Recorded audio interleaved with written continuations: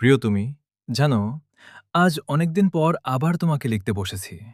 হয়তো এই চিঠিটা কখনো তোমার হাতে পৌঁছাবে না, তবুও মনের ভিতরে জমে থাকা কষ্টগুলো আর ধরে রাখতে পারলাম না। তুমি চলে যাওয়ার পর বুঝেছি কাউকে হারানো কতটা ভয়ঙ্কর হতে পারে। মানুষ বাইরে থেকে ঠিকই হাসে, কথা বলে, স্বাভাবিক থাকার অভিনয় করে, কিন্তু ভিতরে ভিতরে প্রতিদিন একটু একটু করে ভেঙে যায়। আমি এখনো রাতে ঘুমানোর আগে ফোনটা হাতে নেই। ভাবি হয়তো তোমার একটা মেসেজ আসবে, কেমন আছো? কিন্তু না, স্ক্রিনটা নিঃশব্দই থেকে যায়, ঠিক তোমার মতো। জানো, তোমাকে ভুলে যাওয়ার অনেক চেষ্টা করেছি।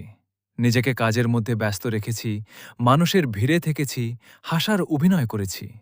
কিন্তু হঠাৎ কোনো গান, কোনো রাস্তা, কোনো স্মৃতি আবার তোমার কাছে নিয়ে যায়।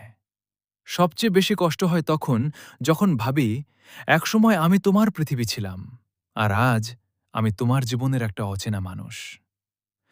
তোমার কি কখনো আমার কথা মনে পড়ে? রাতের নীরবতায় কি কখনো আমার নামটা মনে আসে? নাকি সত্যিই আমাকে ভুলে গেছ?